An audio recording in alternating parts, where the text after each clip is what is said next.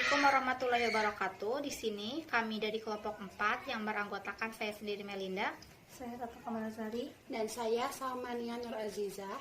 Di sini kelompok kami akan memaparkan materi seputar kalkulasi biaya variabel dan laporan segmen, pendekatan tradisional dan analisis base costing.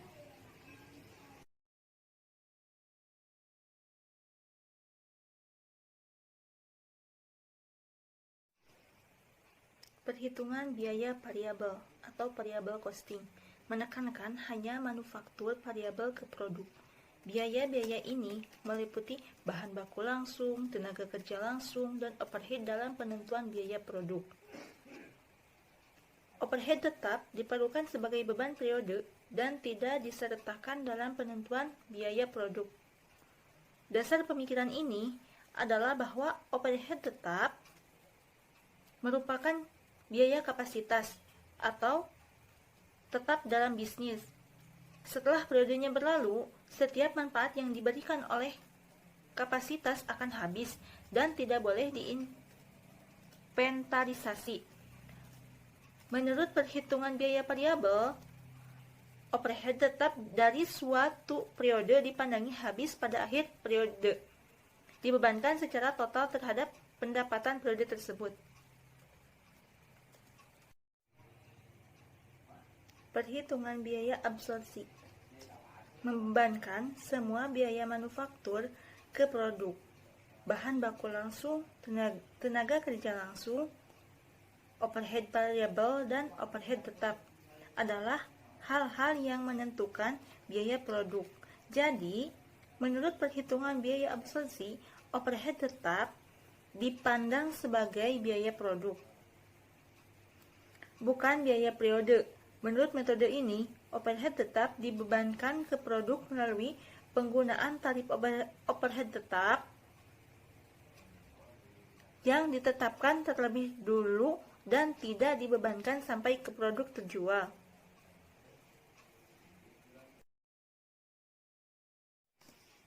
Evaluasi terhadap manajer seringkali dikaitkan dengan profitabilitas unit-unit yang berada dalam kendali mereka.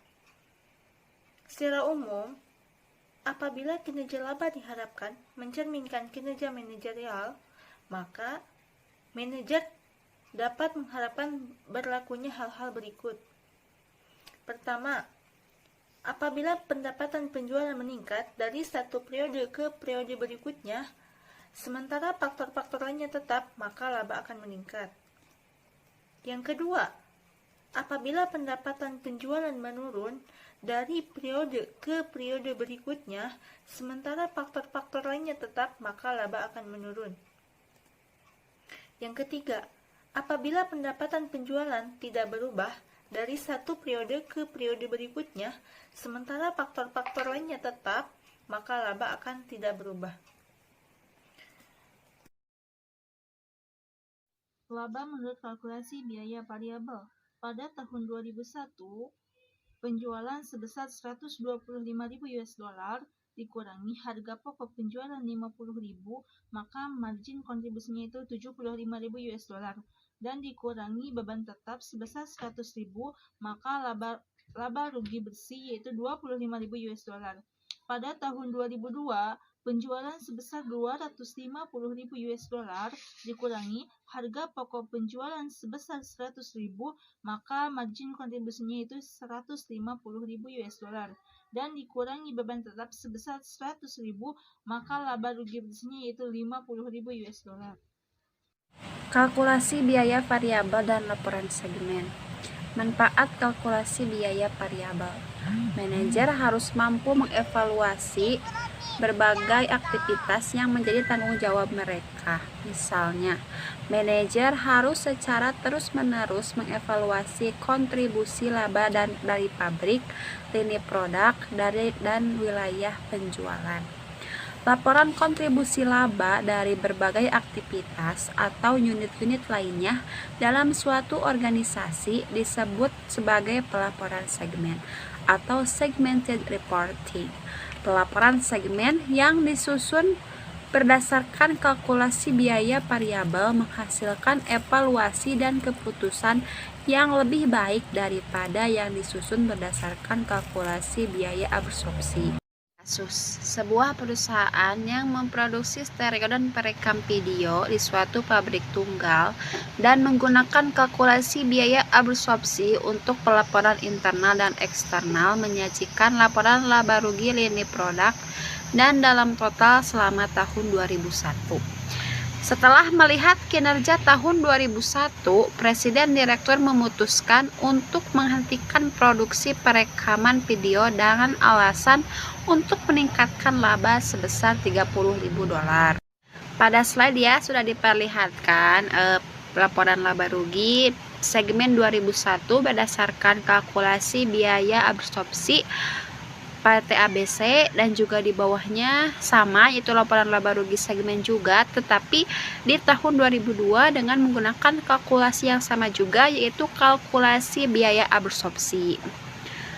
Berdasarkan laporan tahun 2002, ternyata laba turun sebesar $55.000. Mengapa hasilnya demikian? Direktur utama mengandalkan pada informasi biaya yang digabungkan dengan sistem laporan keuangan eksternal. Namun, informasi yang dibutuhkan untuk pelaporan internal sering berbeda dari informasi yang diperlukan untuk pelaporan eksternal. Perilaku biaya dan ketelusuran biaya mungkin tidak menjadi perhatian utama pada pelaporan yang disusun untuk kepentingan pihak eksternal. Tetapi hal ini penting bagi manajer yang sedang berusaha membuat keputusan strategis. Kemudian di slide berikutnya ya ada laporan laba rugi segmen 2001 PT ABC juga yang menggunakan dasar kalkulasi biaya variabel ya. Dari laporan laba rugi kalkulasi biaya variabel tersebut akan terlihat bahwa dengan kalkulasi biaya variabel ini lebih berguna daripada bentuk kalkulasi biaya absorpsi. Perhatikan bahwa stereo dan perekam video memiliki margin kontribusi positif yang besar yaitu sebesar $95.000 untuk stereo dan $80.000 untuk perekam video. Kedua produk ini menghasilkan penjualan yang melebihi biaya variabel yang dapat digunakan untuk membantu menutupi biaya tetap perusahaan. Kesimpulan dari laporan laba rugi segmen tersebut, kita dapat ketahui bahwa lini perekam video menyumbang sebesar $55.000 untuk menutupi biaya tetap umum PT ABC. Apabila lini tersebut dihapus, total laba turun sebesar $55.000. Karena itu, penghapusan lini perekam video adalah suatu keputusan yang salah dan kita sekarang mengetahui di mana kesalahannya. Laporan laba rugi segmen yang menggunakan kalkulasi biaya variabel memiliki suatu keistimewaan di samping laporan laba rugi kalkulasi biaya variabel yang telah disajikan sebelumnya. Beban tetap dipecah menjadi dua kategori. Yang pertama beban tetap langsung, yang kedua beban tetap umum. Beban tetap langsung merupakan beban tetap yang secara langsung dapat ditelusuri ke suatu segmen atau lini produk. Sedangkan beban tetap umum yaitu secara bersama disebabkan oleh dua atau lebih segmen. Beban ini kerap kali muncul bahkan apabila salah satu segmen dihapus atau penyusutan pabrik, gaji penyedia pabrik. Profitabilitas pelanggan. Meskipun pelanggan sangat penting bagi perolehan laba, namun sebagian diantaranya lebih menguntungkan dari yang lain. Perusahaan yang menaksir profitabilitas sebagai berbagai kelompok pelanggan mampu secara lebih akurat menargetkan pasar dan meningkatkan laba mereka. Langkah-langkah dalam menentukan profitabilitas adalah yang pertama, mengidentifikasi pelanggan. Yang kedua, menetapkan pelanggan yang memberi nilai tambah bagi perusahaan. Profitabilitas pelanggan, meskipun pelanggan sangat penting bagi perolehan laba, sebagian diantaranya lebih menguntungkan dari yang lain.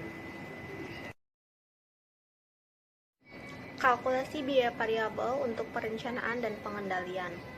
Pemahaman terhadap perilaku biaya adalah penting bagi pencapaian hasil.